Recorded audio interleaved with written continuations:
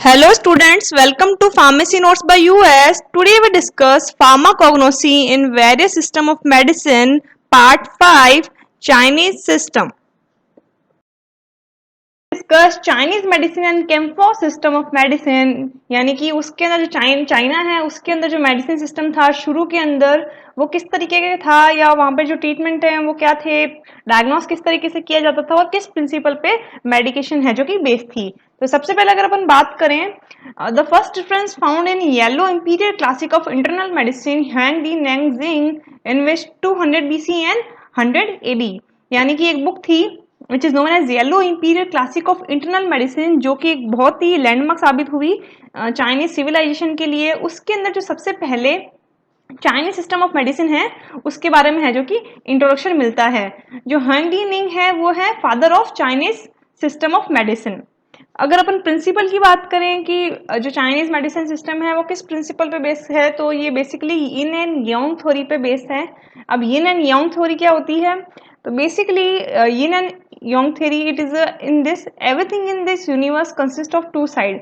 आपने ये बहुत बार चाइनीज जो मूवीज हैं या काफी सारी जगह साइन देखा होगा, तो ये जो है वो यिन एंड यांग को रिप्रेजेंट करता है, यानी कि ये कहता है कि दुनिया में जो भी चीजें बनी है पूरी यूनिवर्स में वो दो साइड से मिलकर बनी है, एक डार्क और एक लाइट।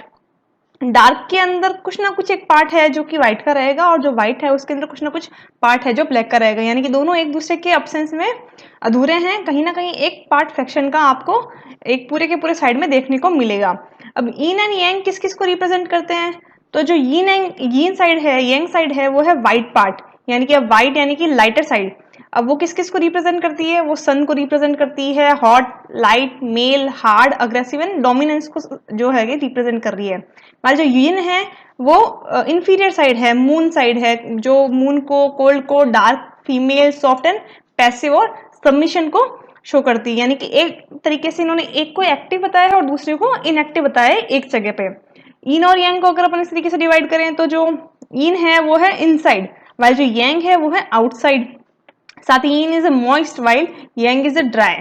इस तरीके से इन्होंने ये कहा है कि जो भी यूनिवर्स में चीजें हैं वो दो तरीके से डिवाइड है, एक यीन और यांग, यानी कि एक तो इनर साइड और एक आउटर साइड। इनर साइड में क्या क्या चीजें आती हैं वो सारी की सारी उन्होंने यूनिवर्स से एक एक चीज ले लेके बता दी, और आउटर साइड में कौन कौन सी चीजें हैं उस तरीके से उन्होंने सारा का सारी चीजें को डिनोट कर दिया। बात करते हैं 5 एलिमेंट थ्योरी। बेसिकली जो अपनों ने जो प्रीवियस जो सिस्टम्स पढ़े हैं उस सब में भी यही है कि जितना भी नेचर है, जो भी उसमें जो भी कंसिस्ट है या जो भी कंपोजिशन है वो बेसिकली 5 एलिमेंट से मिलके बने हैं। तो चाइनीज सिद्धांत भी यही कहता है कि हाँ, सारे के सारे जो यूनिवर्स में सब्सटेंस है वो भी इन 5 एलिमेंट से ही मिलके बने होते हैं, जिससे उन्होंने पावर कह दिया, जैसे कि fire, earth, metal, water and would. अब इसमें ये जो पावर्स हैं, 5 एलिमेंट हैं, ये यीन और यांग को भी रिप्रेजेंट कर रहे हैं, और साथ ही साथ जैसे कि अपन ने पढ़ा था कि एक जो है इंफीरियर साइड है, एक है जो सुपीरियर साइड है, या फिर एक डार्क साइड है और एक लाइटर साइड है। तो उस हिसाब से ये जो पावर्स हैं दोनों यीन एंड यांग में डिफरेंट डिफरेंट पार्ट को है जो कि रिलेशनशिप में जो है कि बैलेंस करती है। जैसे कि अगर अपन बात करें यांग की, तो यांग के अंदर fire represent intestine, earth represent stomach, metal represent colon, water represent bladder, uterus bladder, wood represent gall bladder, while ying में यानी कि जिसे जोंग भी बोलते हैं उसमें फायर रिप्रेजेंट करती है हार्ट को, अर्थ स्प्लिन को, मेटल लंग्स को, वाटर किडनी को एंड वुड लीवर को। ये सारी चीजें इस तरीके से डिपेंड करती है, यानी कि कहीं ना कहीं जो बॉडी एंड नेचर है वो एक दूसरे के साथ रिलेशनशिप में है। जैसे कि अगर अपन बात करें इंटेस्टाइन की, तो यहाँ पे जो सारा डाइजेशन और ये सब कुछ रह रहा है तो इसको पावर से रीसम्बल कर दिया। साथ ही साथ फायर का कलर लाल है तो इस तरीके से इंग में इन्होंने हर्ट रेड से इस तरीके से इसको रिप्रेजेंट कर दिया। अब अगर अपन यहाँ पे देखें जैसे कि वुड है, तो वुड किस किस को रिप्रेजेंट करता है, कॉमन में लीवर को भी कर रहा है और गॉल ब्लैडर को भी कर रहा है। दूसरा फायर रिप्रेजेंट कर रहा है, हार्ट को भी कर रहा है, साथ में नर्वस सिस्टम को भी कर रहा है, अर्थ स्टमक को भी कर रहा है, स्प्लिन को भी कर रहा है, मेटल लंग्स को भी कर रहा है, कॉलन को भी कर रहा है, एंड वाटर है जो किडनी को भी कर रही है और ब्लैडर्स को भी कर रही है। तो कहीं ना कहीं ये जो सारे के सारे एलिमेंट कह दो या फिर सारे के सारे बॉडी पार्ट कह दो, एक दूसरे को किकअप करते हैं, यानी कि एक दूसरे को बैलेंस कर रहे हैं। लीवर फायर जो लीवर है वो हार्ट को रिप्रेजेंट कर रहा है, हार्ट है जो स्टमक को मोटिवेट करेगा, स्टमक लंग्स को बैलेंस करेगा, लंग्स है जो किडनी को बैलेंस करेंगे। इस तरीके से जो कहते हैं डोमिनेट कर रहे हैं यानी कि सपोर्ट कर रहे हैं, उस तरीके से रहेगा। वाइल एक है उसका नेगेटिव इफेक्ट भी हो सकता है दूसरे पे, तो जैसे कि लीवर है तो स्टमक के लिए हार्ट है लंग्स के लिए, स्टमक है किडनी के लिए, किडनी है हार्ट के लिए एंड लीवर है अगेन स्टमक के लिए। इस तरीके से एंटी इफेक्ट शो कर रहे हैं, एक डार्कर साइड में और एक पॉजिटिव साइड के अंदर। बात करते हैं 5 बॉडी कॉन्स्टिट्यूएंट्स, यानी कि जो ये कॉन्स्टिट्यूएंट्स हैं वो किस तरीके से है कि बॉडी के अंदर रिप्रेजेंट करते हैं। सबसे पहले है काई, काई और स्पिरिट, लाइफ फोर्स और energy which flows in a regular system of channel called meridian to all part of the body like move think and work. यानी कि टोटल बॉडी में जिन्होंने इस तरीके से 3 तरीके से चीजों को डिवाइड कर दिया, एक तो एलिमेंट्स, एक कॉन्स्टिट्यूएंट और दूसरी जो दूसरे हैं जो दूसरी चीजें हैं। तो सबसे अगर कॉन्स्टिट्यूएंट की अगर अपन बात करें लाइक काई, तो ये लोग चीज सिस्टम क्या है जो मूवमेंट को, थिंक को और वर्क को है जो कि बैलेंस कर रहे हैं। मॉइस्चर की अगर बात करें कि बॉडी में मॉइस्चर कहाँ कहाँ है, तो body fluids which protect lubricate body tissues like joint fluid, gastric juice, saliva, tear, sputum, ये सारे के सारे मॉइस्चर के कॉन्स्टिट्यूएंट्स हैं। ब्लड या जुई की अगर अपन बात करें तो foundation for bones, nerves, muscles and other organs. Shen और साइकी की बात करें तो जो भी अपने इमोशनल फैक्टर्स हैं या सारी की सारी जो अपनी साइकोलॉजिकल जो कंट्रोल करता है वो सारा का सारा ये कॉन्स्टिट्यूएंट कंट्रोल करता है। जिंक, सोमा अगर बात करें तो it is for reproductive expression of individual, यानी कि 5 body networks regulates and preserve 5 body constituents, यानी कि जो नेटवर्क्स हैं 5 ये सारे के सारे एक दूसरे को आपस में है जो कि रेगुलेट करते हैं, बैलेंस करते हैं। Disease condition is due to internal imbalance of yin yang, 5 body constituents and 5 body network।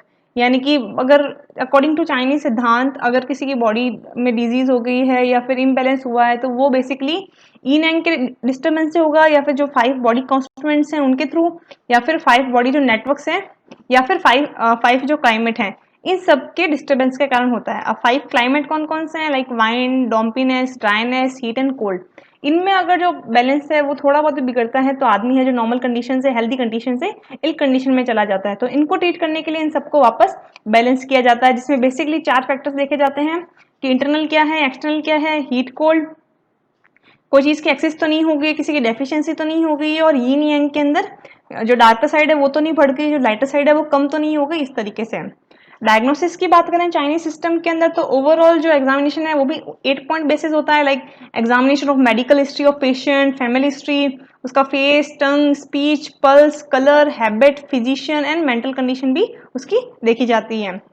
Basically इसका जो मेन है वो पल्स का रहता है कि भाई पल्स ज्यादा है तो ये तरीके के फैक्टर्स हैं जो कि डोमिनेट कर रहे हैं, और लो है तो इस तरीके के फैक्टर्स हैं जो डोमिनेट कर रहे हैं, अब उनको बैलेंस करना पड़ेगा। फिर बात करते हैं ट्रीटमेंट की कि चाइनीज सिस्टम के अंदर ट्रीटमेंट किस तरीके से दिया जाता था। तो चाइनीज सिस्टम के अंदर भी बेसिकली जो ट्रीटमेंट है वो एक्सरसाइज प्लस प्यूरिफिकेशन पे बेस्ड था। तो उसके हिसाब से उन्होंने 5 तरीके से हैं जो ट्रीटमेंट को डिवाइड कर रखा था। फर्स्ट था एक्यूपंचर। एक्यूपंचर यानी कि फॉर कंट्रोल और adjust blood circulation, acupuncture point located in the skin are open and close by tine style needle. यानी कि एक फाइन सिरिंज होती थी, सपोज किसी के बॉडी में किसी ना किसी जगह पे ब्लड सर्कुलेशन रुक रहा है जिसके कारण उसको पेन महसूस हो रहा है या फिर कंजेशन महसूस हो रहा है, तो वहां पे उन नीडल्स को कुछ समय के लिए पुट कर दिया जाता था, और उससे क्या होता था कि जो वहां पे अगर क्लॉट हो रहे हैं या फिर सर्कुलेशन धीरे हो रही है तो उससे जो सर्कुलेशन है वापस नॉर्मल हो जाती है। और ब्लड सर्कुलेशन अगर नॉर्मल होती तो ऑटोमेटिकली एक फैक्टर है जो कि नॉर्मल हो गया, अब ब्लड अगेन दूसरे फैक्टर को रेगुलेट कर देगी, वो तीसरे फैक्टर को रेगुलेट कर देगा। इस तरीके से जो सारे के सारे रेगुलेटिंग फैक्टर्स हैं वो नॉर्मल कंडीशन में आ जाएंगे, yin यांग्स वाले फैक्टर्स भी नॉर्मल कंडीशन में आ जाएंगे, और जो पेशेंट है जो अनहेल्दी है वो हेल्दी कंडीशन में चला जाएगा। सेकेंड है हर्बल मेडिसिन, यानी कि पेशेंट को ट्रीट करने के लिए उस समय हर्बल मेडिसिन भी दी जाती थी, हर्ब्स एंड देयर कॉम्बिनेशन भी दे सकते थे। थर्ड है डाइट सप्लीमेंट। अगर फिजिशियन को या जो उस समय तो जो ट्रीट करते थे उनको ये लगता था कि जो पेशेंट हैं उसमें डाइट इम्बैलेंस के कारण जो है अनहेल्दी सिम्टम्स आ रहे हैं, तो वो उसके डाइट को रेगुलेट कर देते हैं। जैसे कि सपोज उसके अंदर जो ईन फैक्टर्स बढ़ रहे हैं, डोमिनेट कर रहे हैं, तो उनको कम करने के लिए कौन कौन सी डाइट होती है उस हिसाब से वो डाइट को सजेस्ट कर देते हैं।